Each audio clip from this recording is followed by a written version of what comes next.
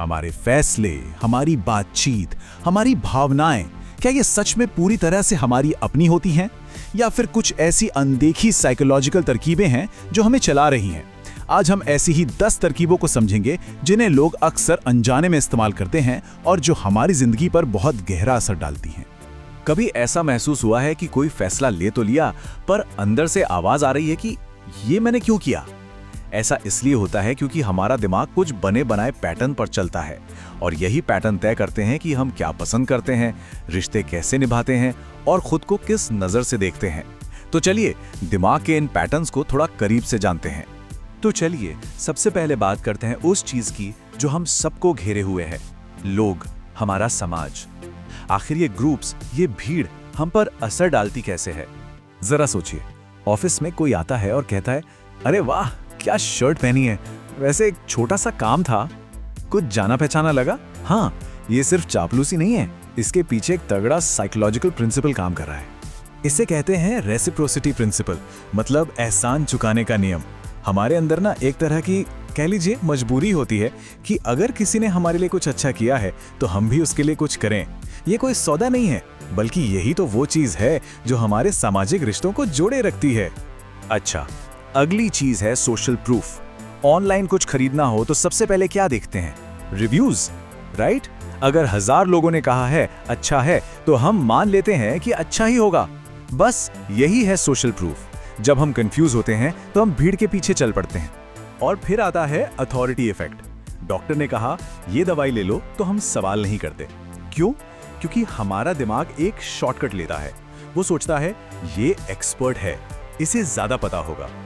ये हमारे दिमाग की मेहनत बचाता है। तो इन सबसे कैसे बचा जाए? बहुत सिंपल है।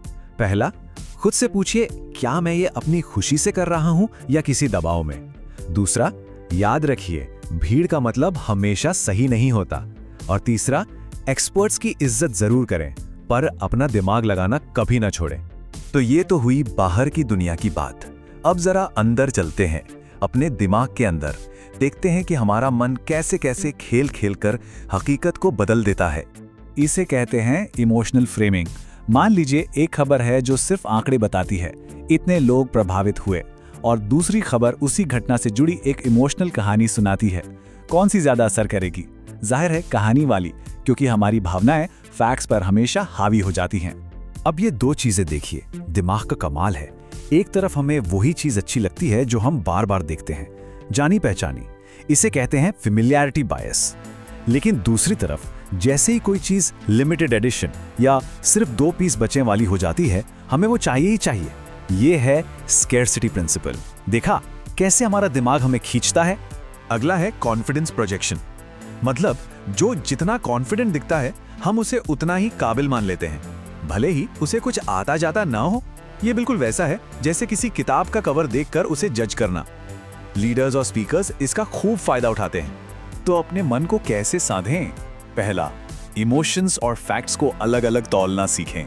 दूसरा, जब भी लिमिटेड टाइम ऑफर दिखे तो रिएक्ट करने से पहले एक गहरी सांस लें। और तीसरा, किसी की जबरदस्त प्रेजेंटेशन से इंप्रेस होने के बजाय ये देखें कि वो असल में कह क्या रहा है। चलिए अब और गहराई में उतरते हैं, बात करते हैं हमारे अंदरूनी कंपास की।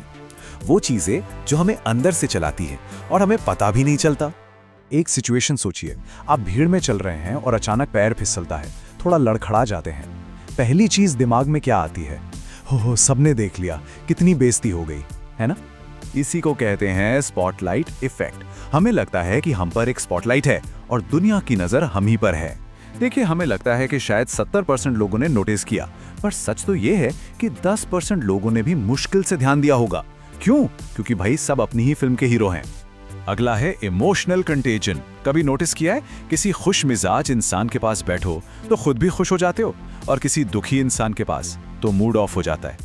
इमोशंस ना वाईफाई की तरह फैलते हैं, वो भी बिना पासवर्ड के, ऑफिस में, घर में, दोस्तों में, हर जगह।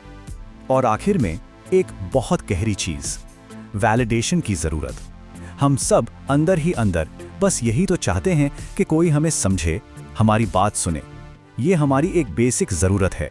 इसीलिए कभी-कभी किसी को सलाह देने से ज्यादा जरूरी होता है बस उसकी बात को ध्यान से सुन लेना। तो अपने इस इनर कंपस को कैसे ठीक रखें? 3 बातें याद रखिए। पहला, कोई उतना ध्यान नहीं दे रहा जितना लगता है, सब अपनी दुनिया में बिजी हैं। दूसरा, अपने आसपास के इमोशनल माहौल को खुद चुनिए। और तीसरा, हर बहस जीतनी जरूरी नहीं होती, कभी-कभी सिर्फ सुनना ज्यादा जरूरी होता है। तो इन सब चीजों को जानने का आखिर मतलब क्या है? क्या इससे हम दूसरों को कंट्रोल करना सीख रहे हैं? नहीं, बिल्कुल नहीं। इसका असली फायदा है जागरूकता, ये समझना कि हमारा अपना दिमाग काम कैसे करता है।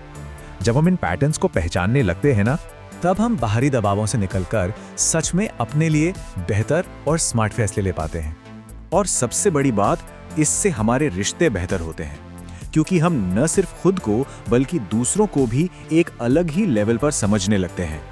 तो याद रखिए, असली पावर किसी को कंट्रोल करने में नहीं, बल्कि मन की इन चालों को समझने में है। जागरूकता ही असली ताकत है। तो अब जब आप इन पैटर्न्स को जान गए हैं, एक सवाल खुद से जरूर पूछिएगा, अपनी दुनिया को अब आप किस नई नजर से देखेंगे? Felt like someone was kind of pulling the strings on your decisions? Well, today we're going to pull back that curtain and reveal the hidden mechanics of human influence that are shaping our lives every single day. It's a really weird feeling, isn't it? You know, that moment you get home, look at a shopping bag and think, why did I buy that? Or you agree to something and later wonder what just happened. It happens to all of us, way more than we realize. And look, just to be super clear, this is not a masterclass in how to manipulate people. Nope. The whole point here is to empower you, to give you the awareness you need to navigate the world with a clear head and make choices that are actually your own. All right, so where does all of this start? Well, it really begins with one of the most basic things about being human, our deep need to connect with other people. Let's dive into how that powerful drive is at the center of so much influence. You see, the reason these principles are so incredibly effective is that we are social creatures down to our very core. I mean, we are literally hardwired to build trust and find common ground. These tactics tap directly into that basic human programming. In this category, we've got 3 major players. There's giving compliments to build a quick rapport, there's that powerful urge to return a favor, and of course, our deep, deep desire to just feel heard and understood. It's all about building a bridge between people, a bridge that influence can travel across. And this perfectly sums up the reciprocity principle. It's pretty much the engine of social cooperation. It's why we help our friends move. But it's also why you feel this strange obligation to buy that expensive cheese after a salesperson gives you a tiny free sample. Okay, so we've seen how our need to connect is a powerful tool for influence. But what about what's going on inside our own heads? Let's switch gears and look at how our own minds shape our reality and how that can be used. Our brains are, well, kinda lazy, but in an efficient way. They're always looking for shortcuts to save energy. We call these cognitive biases. Think of it like your brain switching to autopilot. The tactics in this category are designed to target that autopilot system, getting us to judge something as credible or true without doing the heavy mental work. So under this umbrella, you've got 4 absolute heavy hitters. Following what the crowd does, trusting someone who seems like an expert, preferring things just because they feel familiar, and being swayed by pure, simple confidence. Each one of these is a powerful filter that changes how we see the world. And this is where it gets really interesting, right? You've got this constant tension. Who do you listen to? The one person with a PhD or the 1,000 people who left a 5-star review? It's a classic showdown between authority and social proof, and we face it pretty much every day. This right here is the familiarity bias in a nutshell. I mean, the entire advertising industry is built on this. You see a logo over and over and over again, and without even realizing it, you start to trust it, to like it. So the next time you feel that little pull towards something familiar, it's worth stopping to ask, is this really better, or have I just seen it 100 times? All right, we've talked about the subtle stuff, the dance of connection and perception. Now, let's get into the tactics that are a lot less subtle. We're talking about the pressure points, the techniques that are designed to make us act, and act now. This category leverages some really powerful gut-level feelings. Things like our intense dislike of losing something, or that really uncomfortable feeling you get from unresolved tension. These tactics are all about pushing us to make a choice, right here, right now. So, how is this pressure applied? Well, it can come from that ticking clock of a limited time offer, the heavy emotional weight of a carefully framed question, or the surprisingly powerful force of just staying silent. Ah, the scarcity principle. Once you see this, you cannot unsee it. Limited time only. Only 2 left in stock. That kind of messaging hits a little panic button deep in our brains because we are wired to avoid missing out. Just being aware of this can save you from a ton of impulse buys. And whatever you do, do not underestimate this last one: silence. In a negotiation or a tough conversation, a well-timed pause can be a total game changer. It makes most people so uncomfortable that they'll rush to fill the void, and that's often when they give away too much or agree to something just to break that tension.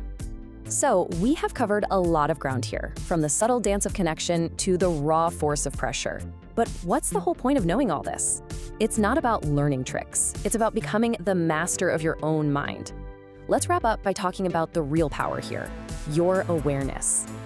If you only remember one thing from all of this, let it be this: the real power isn't in using these techniques on other people. It's in recognizing them when they're being used on you. It's about building your own mental fortress to protect your clarity and your own choices. So why does this matter so much? Because with this knowledge, you're gaining 3 pretty incredible superpowers. First, you get better awareness, so you can see those invisible strings of influence all around you. Second, you can build stronger, more authentic relationships. And third, you'll make smarter, clearer decisions that are truly 100% your own. So I'll leave you with a final thought to take with you. Now that you're aware, which of these principles will you spot first out in the wild? Will it be in an ad, a conversation with a friend, or maybe even in the mirror? The game of influence is always being played. The only question is, now that you know the rules, how are you gonna play?